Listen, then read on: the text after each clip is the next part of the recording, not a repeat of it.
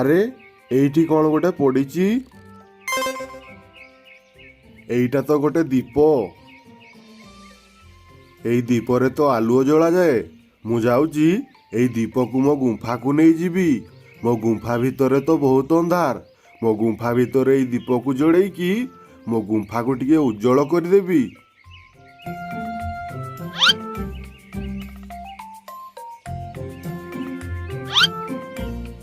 ଆରେ ବାଃ, ଏଇ ଦୀପଟା ତ ବହୁତ ସୁନ୍ଦର ଦେଖାଯାଉଛି। ଏଇ ଦୀପଟା ମୋ ଗୁମ୍ଫାରେ ରହିଲେ ମୋ ଗୁମ୍ଫାଟା ଆହୁରି ସୁନ୍ଦର ଦେଖାଯିବ। ମୁଁ ଏବେ ଯାଏ ଏଇ ଦୀପକୁ ନେଇକି ମୋ ଗୁମ୍ଫାରେ ରଖିଦିଏ।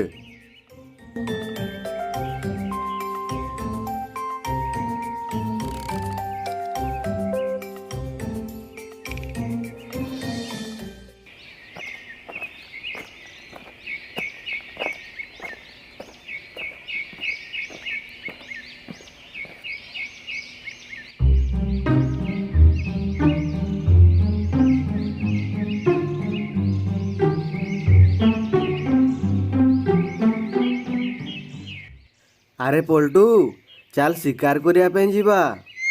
ଆରେ ନା, ମୋତେ ଆଜି ଶିକାର କରିବା ପାଇଁ ଇଚ୍ଛା ହେଉନି। ଶିକାର କରିବା ପାଇଁ ବହୁତ ବିରକ୍ତ ଲାଗୁଛି। ଆଉ ତାହେଲେ ଆମେ କ'ଣ କରିବା? ଶିକାର ନ କରି ଏଇଠି ଭୋକ ଉପାସରେ ବସି ରହିବା। ଆରେ ଚାଲ ଆଜି ଆମେ ବାଘର ଗୁମ୍ଫାକୁ ଯିବା। ବାଘ ଗୁମ୍ଫାରୁ କିଛି ଖାଦ୍ୟ ଚୋରି କରିକି ଆଣି ଆସିବା।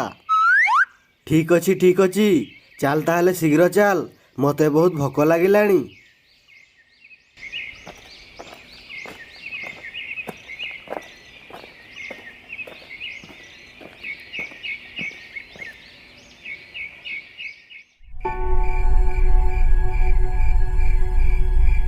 ଆରେ ବାଃ, ଏଇ ଦୀପର ଆଲୁଅରେ ତ ମୋ ଗୁମ୍ଫାଟା ପୁରା ଆଲୋକିତ ହେଇଗଲା। ଭଲ ହେଲା, ଏଇ ଦୀପକୁ ମୋ ଗୁମ୍ଫାକୁ ଆଣି ଆସିଲି। ଏବେ ମୋତେ ରାତିରେ ଅନ୍ଧାରରେ ରହିବାକୁ ପଡ଼ିବନି। ଏଇ ଦୀପ ସାହାଯ୍ୟରେ ମୋ ଗୁମ୍ଫାକୁ ଆଲୋକିତ କରିଦେବି। ଏଇ ଗୁମ୍ଫାରେ ବସି ବସି ମୋତେ ବହୁତ ବିରକ୍ତ ଲାଗିଲାଣି। ମୁଁ ଯାଉଛି ନଦୀ କୂଳ ଆଡ଼ୁ ଟିକେ ବୁଲି ଆସିବି। ମୁଁ ଏବେ ଯାଏ ନଦୀ କୂଳ ଆଡ଼ୁ ଟିକେ ବୁଲି ଆସେ।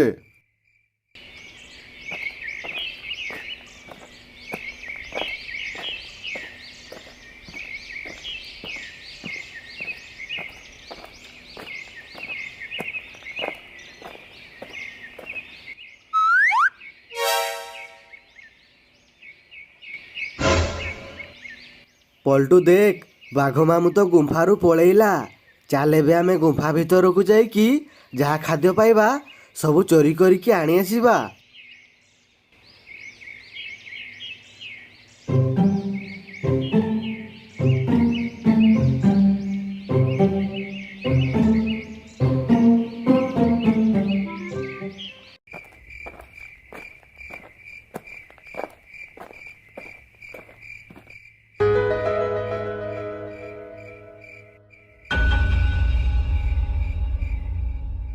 ଆରେ ବାପରେ, ଏଇ ଥାଳିରେ ତ ଥାଳି ଭର୍ତ୍ତି ହେଇକି ମାଂସ ଅଛି। ଚାଲ ଏଇ ମାଂସକୁ ନେଇକି ଆମ ଗୁମ୍ଫାରେ ଆରାମରେ ଖାଇବା। ହଁ ହଁ ଚାଲ, ଏଇ ମାଂସ ଥାଳି ସହ ଏଇ ଦୀପଟାକୁ ବି ନେଇକି ପଳେଇବା। ଏଇ ଦୀପର ଆଲୁଅରେ ଆମେ ରାତିରେ ବି ଶିକାର କରିପାରିବା। ହଉ ଠିକ୍ ଅଛି, ଜଲ୍ଦି ଚାଲ, ଯାହା ପାଇବା ସବୁ ନେଇକି ପଳେଇବା।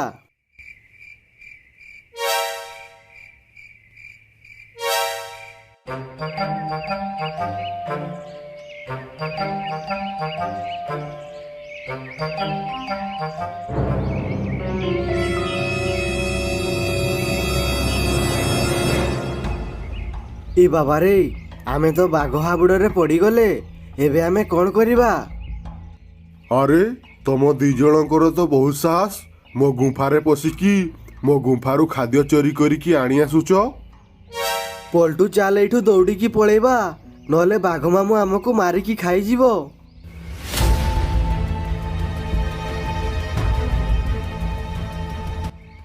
ଏଇ ଦୁଷ୍ଟ ଶିଆଳ ଦିଟାର ଭରସା ନାହିଁ।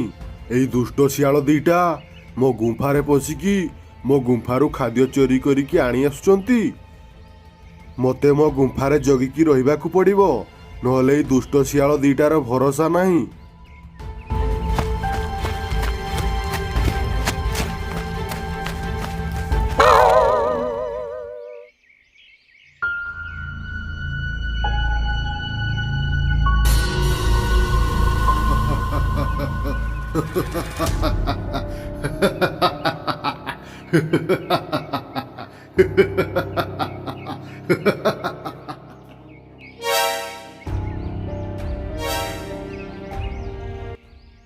ହେ ମୋର ମାଲିକ, ତମର ମୁଁ କ'ଣ ସାହାଯ୍ୟ କରିପାରିବି ମୋତେ କୁହ? ଇ ବାବାରେ, ଏଇଟା କ'ଣ? ଏଇଟାକୁ ଦେଖିକି ମୋ ପାଟି ଶୁଖିଗଲାଣି। ଇଏ କ'ଣ ଆମକୁ ମାଲିକ କହୁଛି? ମୋତେ ଲାଗୁଛି ଏଇଟା ଗୋଟେ ଭୂତ। ଏଇ ଭୂତ ବୋଧେ ପାଗଳ ହେଇଯାଇଛି, ସେଥିପାଇଁ ଆମକୁ ମାଲିକ କହୁଛି। ହେ ମୋର ମାଲିକ, ମୁଁ ପାଗଳ ହେଇନି। ତମେ ମୋତେ ଯାହା କହିବ ମୁଁ ତମକୁ ତାହା ଦେବି। ଭୂତ ଭାଇ, ତମେ ସତ କହୁଛ? ଆମେ ତମକୁ ଯାହା ମାଗିବୁ ତମେ ତାହା ଦେବ? ହଁ ମୋର ମାଲିକ, ତମେ ମୋତେ ଯାହା ମାଗିବ ମୁଁ ତମକୁ ତାହା ଦେବି। ହଉ ତାହେଲେ ଠିକ୍ ଅଛି। ଆମକୁ ବହୁତ ଭୋକ ଲାଗିଲାଣି, ଆମକୁ କିଛି ମାଂସ ଖାଇବା ପାଇଁ ଦିଅ। ହଉ ଠିକ୍ ଅଛି ମୋ ମାଲିକ, ଏବେ ହିଁ ମୁଁ ତମକୁ ମାଂସ ଖାଇବା ପାଇଁ ଦଉଛି।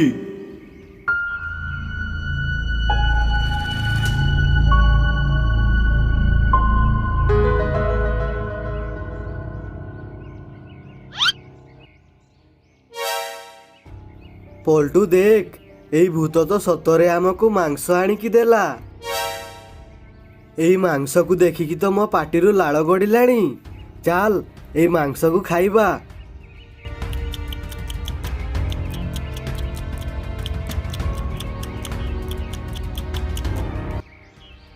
ହେ ମୋର ମାଲିକ, ଏଇ ମାଂସକୁ ଖାଇବା ପାଇଁ ତମକୁ କେମିତି ଲାଗିଲା? ମୋତେ ଲାଗୁଛି ତମକୁ ଭଲ ହିଁ ଲାଗିଥିବ। ହଁ ହଁ, ଏଇ ମାଂସକୁ ଖାଇବା ପାଇଁ ଭଲ ଲାଗିଲା। ବହୁତ ଦିନ ପରେ ଆମେ ପେଟ ଭରିକି ମାଂସ ଖାଇଛୁ। ଭୂତ ଭାଇ, ତମକୁ ଧନ୍ୟବାଦ। ତମ ପାଇଁ ଆଜି ଆମେ ଟିକେ ପେଟ ଭରିକି ମାଂସ ଖାଇବା ପାଇଁ ପାଇଛୁ। ତମେ ମୋତେ ଭାଇ କହିଲ? ଆରେ ବାଃ, ମୁଁ ତମକୁ ମାଲିକ କହିଲି, ତା ବଦଳରେ ତମେ ମୋତେ ଭାଇ କହିଲ। ତମେ ଦି ଜଣ ତ ବହୁତ ଭଲ ଲାଗୁଛ। ତମ ଦି ଜଣଙ୍କର ଆଉ କ'ଣ ଇଚ୍ଛା ଅଛି କୁହ? ମୁଁ ଆଜି ତମ ଦି ଜଣଙ୍କର ସବୁ ଇଚ୍ଛା ପୂରଣ କରିଦେବି। ଭୂତ ଭାଇ, ଆମର ଆଉ ଗୋଟେ ଇଚ୍ଛା ଅଛି।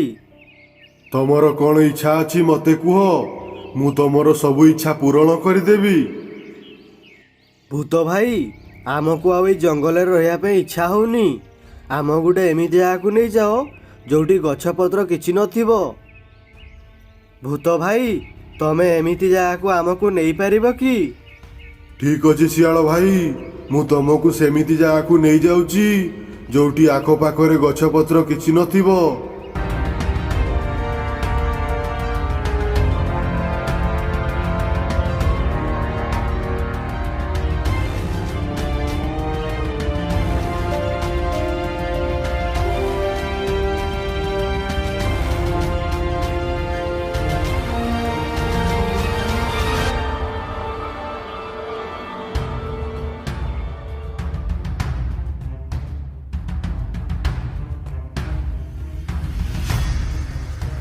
ଶିଆଳ ଭାଇ, ତମେ କହିବା ଅନୁସାରେ ମୁଁ ତମକୁ ସେମିତି ଜାଗାକୁ ଆଣି ଆସିଛି ଯୋଉଠି ଗଛପତ୍ର କିଛି ନାହିଁ।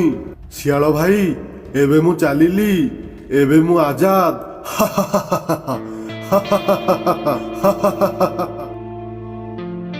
ଆରେ ପଲ୍ଟୁ, ଏଇ ଭୂତ ଆମକୁ କୋଉ ଜାଗାରେ ଆଣିକି ଛାଡ଼ିଦେଲା? ଏଠି ତ ଆଖପାଖରେ କିଛି ନାହିଁ, ଏଠି ତ ଖାଲି ବାଲି ହିଁ ବାଲି। ଆରେ ଓଲ୍ଟୁ, ସେଇ ଭୂତ ଆମକୁ ମରୁଭୂମିରେ ଆଣିକି ଛାଡ଼ିଦେଲା। ଇ ବାବାରେ, ଏବେ ଆମେ କ'ଣ କରିବା? ଏଠି ତ ଆଖପାଖରେ କିଛି ବି ନାହିଁ, ଖାଲି ଚାରିଆଡ଼େ ବାଲି ହିଁ ବାଲି। ଏବେ ଆମେ କ'ଣ କରିବା? ଏଠି କ'ଣ ଖାଇକି ବଞ୍ଚିବା? ସାଙ୍ଗମାନେ, ଏଇ କାହାଣୀର ଯଦି ପାର୍ଟ 2 ଦେଖିବାକୁ ଚାହୁଁଛନ୍ତି ତାହେଲେ ଆମକୁ କମେଣ୍ଟ କରିକି ଜଣାନ୍ତୁ।